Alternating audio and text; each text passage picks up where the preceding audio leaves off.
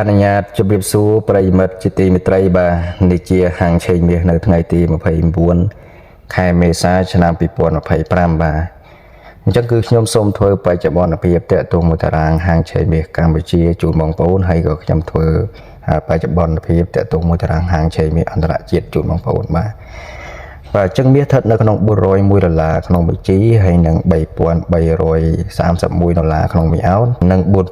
$4,013ក្នុងមួយតម្លឹងនិង$107,033ក្នុង1គីឡូបាទចូលមកប្រធានបទយើងវិញតកតងជាមួយនឹងតើការដកពន្ធគយទៅលើចិនរបស់អាមេរិកបណ្ដាលឲ្យតម្លៃមាសធ្លាក់ប្រមាណបាទអញ្ចឹងតម្លៃមាសនៅទីផ្សារអន្តរជាតិបានធ្លាក់ចុះយ៉ាងចម្លែក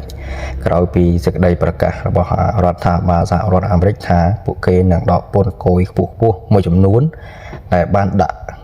ទំនិញនាំចូលពីប្រទេសចិនចាប់តាំងពីសង្គ្រាមពាណិជ្ជកម្មនៅក្រោមការដឹកនាំរបស់ប្រធានាធិបតី Donald Trump សេចក្តីសម្រេចនេះត្រូវបញ្ចេញសញ្ញាថាសេដ្ឋកិច្ចអាមេរិកកំពុងតែត្រូវការធូរបន្ថយការចំណាយហើយក៏ធ្វើឲ្យភារកិច្ចសេដ្ឋកិច្ចជាមួយនឹងចិនកាន់តែរលូនបាទតើហេតុអ្វីបានជាការដកពន្ធគយធ្វើឲ្យតម្លៃមាសធ្លាក់បាទតម្លៃមាសជារូបិយប័ណ្ណទាក់ទាញដើម្បីការវិនិយោគនៅពេលដែលមានអន្តរាយឬក៏ភាពមិនប្រកបប្រជានៅក្នុងសេដ្ឋកិច្ចពិភពលោកប្រសិនបើសេដ្ឋកិច្ចស្ថិរភាពនិងមានសុវត្ថិភាពការវិនិយោគទៅលើមាសនឹងថយចុះបាទការដកពន្ធគយទៅលើទំនិញចិនគឺបង្កើនសេចក្តីសង្ឃឹមថាសេដ្ឋកិច្ចពិភពលោកនឹងស្ដារឡើងវិញចិននិងអាមេរិកអាចជជែកចរចាផ្លូវការជាមួយនឹងគ្នាបន្តហើយបណ្ដាលឲ្យតម្លៃមាសដុល្លារអាមេរិកកើនឡើងដែលជាភាពវិជ្ជមានសម្រាប់សេដ្ឋកិច្ចប៉ុន្តែมันមានវិជ្ជមានសម្រាប់មាសបាទខ្ញុំនឹងធ្វើបច្ចុប្បន្នភាពទីផ្សារជូនបងប្អូនបាទប្រាក់ដុល្លារបានរឹងមាំជាបន្តបន្ទាប់នៃសេចក្តីសម្រេចនេះបាទអត្រាប្រាក់បៀវត្ស interest rate ទោះបីជាមានសំណើកាត់បន្ថយអត្រាការប្រាក់នៅពេលខាងមុខប៉ុន្តែការបន្ថយពន្ធគយនេះធ្វើឲ្យធនាគារកណ្ដាលសហរដ្ឋអាមេរិកប្រហែលជាមិនប្រញាប់កាត់រ៉េតនោះទេបាទស្ពតនិងមុខទំនិញសំខាន់មិនទាន់មានការចម្លងបែបដូចមាសឡើយ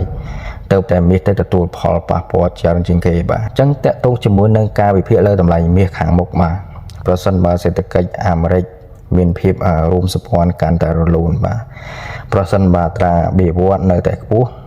มันមានភាពតានតឹងភាគីអារ៉ាប់និងអ៊ុយក្រែនឬក៏តៃវ៉ានកើតឡើងបាទអញ្ចឹងតកតងជាមួយនឹងសំណងពោដល់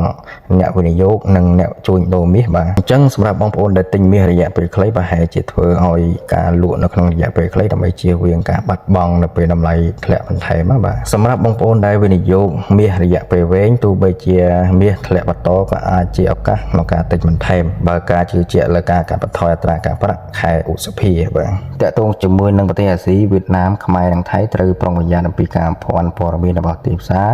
ហើយក៏គិតពីអត្រាប្តូរប្រាក់ដុល្លារអាមេរិកឬក៏រៀលកម្ពុជាផងដែរបាទអញ្ចឹងជាចុងក្រោយការដកពន្ធគយទៅលើចិនដោយសហរដ្ឋអាមេរិកបានជំរុញឲ្យសេដ្ឋកិច្ចមានសមត្ថភាពខ្លះៗឡើងវិញប៉ុន្តែសម្រាប់មាសវាជាការបណ្ដាលឲ្យអ្នកវិនិយោគចាកចេញពីទីផ្សារនេះទៅវិនិយោគផ្សេងៗទៀតបាទតម្លៃមាសបានធ្លាក់ប្រហែលជា$40ក្នុងមួយអោនហើយអ្នកទិញមាសនឹងត្រូវពិចារណាជ្រាលជ្រៅពីស្ថានភាពសេដ្ឋកិច្ចពិភពលោកធ្វើឲ្យការវិនិយោគឲ្យមានយុទ្ធសាស្ត្រពិតប្រាកដដើម្បីរកប្រាក់ចំណេញឬក៏បង្ការការបាត់បង់នៅក្នុងពេលខាងមុខនេះបាទ